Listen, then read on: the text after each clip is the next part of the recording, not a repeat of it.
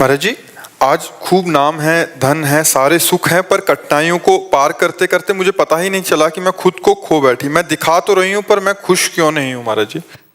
अभी पहले बैच में यहीं बैठ के एक व्यक्ति ने पूछा था कि मैं खुश होना चाहता हूं, मैं शांत प्रसन्न होना चाहता हूं, और वो जगत के किसी भी भोग में नहीं है, किसी भी वस्तु में नहीं है, किसी भी व्यक्ति में नहीं है। किस अमुक व्यक्ति मिल जाए तो मैं खुश हो जाऊं, असंभव। वो अगर मिल भी जाता है तो उसके बाद फिर दूसरी मांग हो जाएगी। कुछ दिन बाद वो, हमारे मन का एक स्वभाव है नवम नवम, मन की एक मांग है नवम नवम। कुछ भी हो, कुछ दिन बाद वो उससे हट जाता है और एक नई खोज करता है। जब तक उसे परम नहीं सुख मिल जाएगा तब तक वो रुकेगा नहीं। पक्का समझ लो, आप रोक के दिखा दो। परम सुख भगवान के नाम में, भगवान के चरणों में है। एक फिर हम समझाने के लिए कथा सुनाते हैं।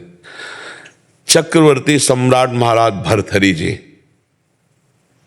चक्रवर्ती सम्राट कहते हैं जहां से सूर्योदय होता है, जहां अस्त होता है। एक छत्र सप्तद्वीप मंडल का सम्राट। उसने विचार किया भर्तहरि जी ने कि सुख कहां है। दिमाग, बहुत बड़े विद्वान महापुरुष थे, तो उन्होंने कहा खाने में भी सुख एक सीमा तक है। रुपया पैसा खजाना इसलिए प्रिय क्योंकि इससे भोग सामग्री मिलती है। पैसे की मात्रा क्या है? भोग सामग्री मिलती है। अगर पैसे से भोग सामग्री नहीं मिले तो हम कह रहे तुम्हारे को नाम जो है एक ट्रक 2000 रुपया आप कर दिया जाए, 2000 का नोट आपके किसी काम आएगा क्या? आपको कोई बेकार आग लगा दो। और 500 रुपया क्योंकि उससे सामान मिलती है। रुपये का महत्व है वस्तु, वस्तु भोगने के काम में जो आती है, पहनना ओढ़ना है सब। इसके बाद एक आंतरिक सुख की मांग होती, काम। इसको बहुत समझ के देखना। केवल अंतिम सुई जाके रुकती काम में, शरीर भोग। स्पष्ट वर्णन है। सब सुख एक तरफ और मन की एक मांग होती शरीर भोग, वो भी नवम नवम नवम नवम। भर्तहरि जी ने पूरे विश्व में ऐलान कर दिया मैं उसे पटरानी बनाऊंगा जो मुझे पसंद आ जाए। सब सुंदरियां देश, अभी मतलब सप्तद्वीप मंडल मतलब विदेश सब। तो एक पिंगला नाम की सुंदरी जिसके आगे सब सुंदरियां फेल थी। भर्तहरि जी को उसने पसंद किया, भर्तहरि जी ने उसे पसंद। अब वो तो कोई साधारण पुरुष तो थे नहीं, तो उन्होंने कहा कुछ वर्ष में राजकाज बिल्कुल नहीं करूंगा। विक्रमादित्य उनके भाई थे, बहुत बड़े प्रसिद्ध चक्रवर्ती सम्राट वही बने जाके आगे। विक्रमादित्य महान बलशाली राजा थे, उनके छोटे भाई थे। उनको राजपद दे दिया और कहा मैं केवल देखूंगा भोग में है कितना सुख। वैज्ञानिक दृष्टि उनकी। अब रात दिन अच्छे अच्छे पदार्थ खाना। चक्रवर्ती सम्राट थे, पिंगला के साथ रहना। पिंगला ने एक दिन खिड़की से झांक के देखा तो बलशाली अश्वों की सेवा कराने वाला अश्वपाल वो समझा रहा था अपने सेवकों को ऐसे। रानी ने देखा और आकर्षित हो गई और हुक्म किया दासी को, अश्वपाल से बोलो अमुक जगह मिले। तो दिन में महाराज शयन करते थे, तो दिन में जब सोते होते तब वो अश्वपाल से मिलने लगी और अश्वपाल से उसका शारीरिक संबंध हो गया। विक्रमादित्य ने को जब सूचना मिली तो उन्होंने कहा कि मैं महाराज से मिलना चाहता हूं, सेवक से कहो। बहुत प्रवीण थी पिंगला, उसको भनक लग गई दासी के द्वारा कि विक्रमादित्य आपकी चाल को जान गया है। भर्तहरि जी से उन्होंने कहा कि आप अपने भाई को क्या बहुत अच्छा समझते हो? मेरे ऊपर वो गंदी नजर रखता है। कपट छल करने वाले स्वभाव वाले होते उनका अलग से। अब विक्रमादित्य ने कहा मैं भ्राताश्री से मिलना चाहता हूं और उसने पहले ही क्लियर कर दिया। तो विक्रमादित्य के पास क्रोधित हो गया उनका, मैं कभी नहीं समझता था तो ऐसी दृष्टि। तो उनका भैया हम जो बात बताना चाहे मैं समझ रहा हूं कि तू यही तो कहना चाहता ना पिंगला गलत है। तो उनका हाँ भाई गलत है हमारे पास। बोले तुम कितने सही, निकालो इसको। मंत्री से आदेश किया इसको देश निकाला दे दो। बेमतलब अब विक्रमादित्य ने मंत्रियों से कहा, भाई इस समय हमारे उसके शासन में है, जीवन इनका बहुत खतरे में है, संभालना राज्य, और मैं अमुक जगह जंगल में रहूंगा, जरा भी खतरा हो तो मुझे बता देना, पर भाई की आज्ञा का पालन करने के लिए। जो अश्वपाल था वो महाराज की नृत्यांगना थी दरबार में, उससे उसकी मित्रता थी। अब वहां एक नगर में ब्राह्मण गरीब था, उसने तपस्या की देवराज इंद्र को प्रसन्न करने के लिए। देवराज इंद्र प्रसन्न हुए और एक फल दे दिया, कहा इसको खाओगे तो अमर हो जाओगे, और अंतर ध्यान हो गए।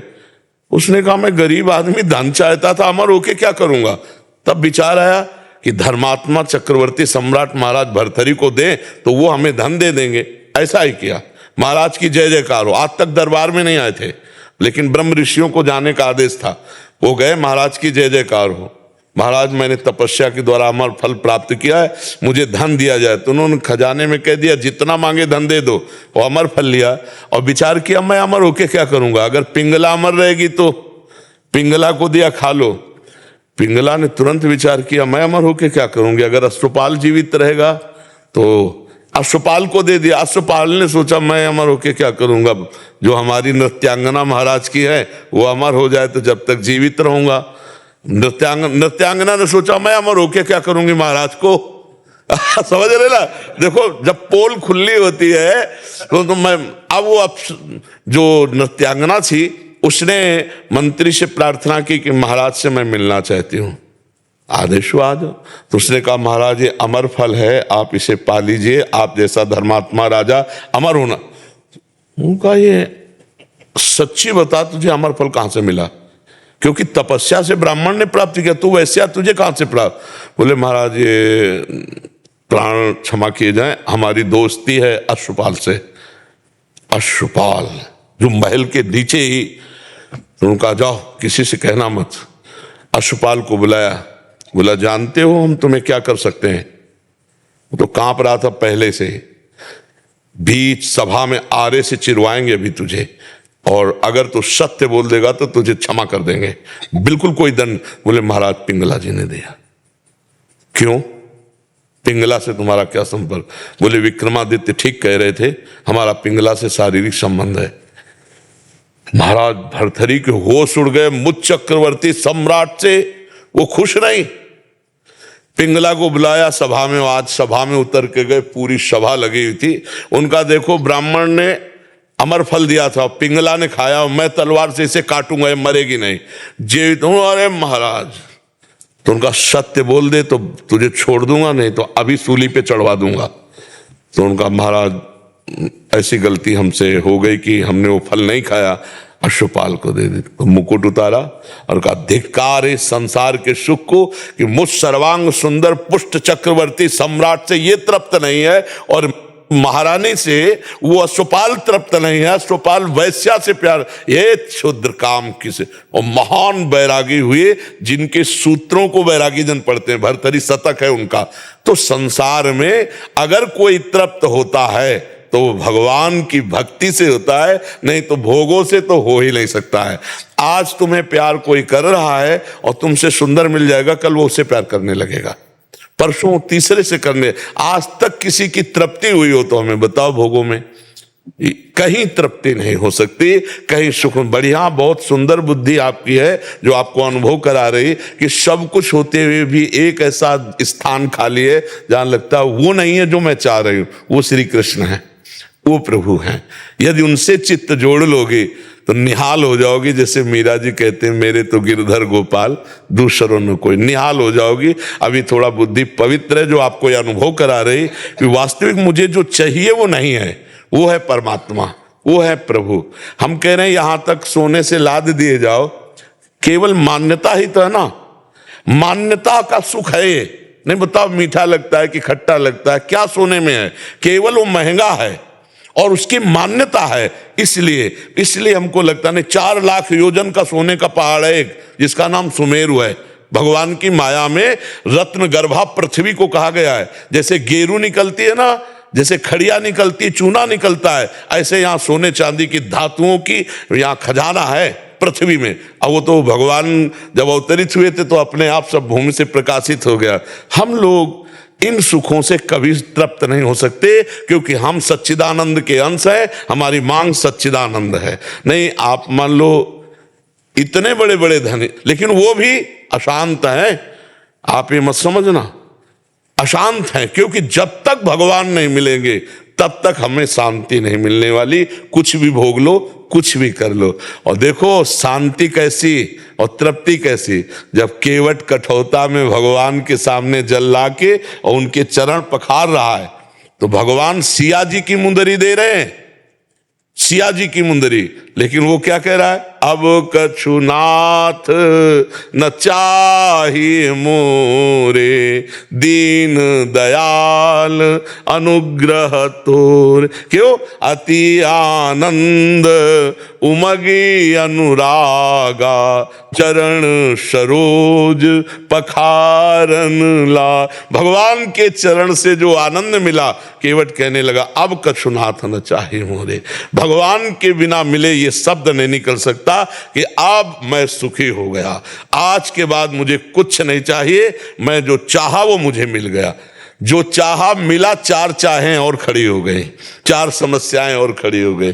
इसलिए सखी, भगवान ही एक हैं जिनके मिलने से तृप्ति हो सकती है, दूसरा कोई नहीं है। यहाँ 4 दिन का शरीर है, आज जवान है कल बूढ़ा हो जाएगा। भरोसा एकमात्र श्री भगवान में, चित्त भगवान में, अभी परमानंद है, अभी इसी क्षण आनंद है। वो भाई भी कह रहे थे कि सब कुछ बस मैं खुशी चाहता हूं, तो खुशी किससे मिल जाएगी?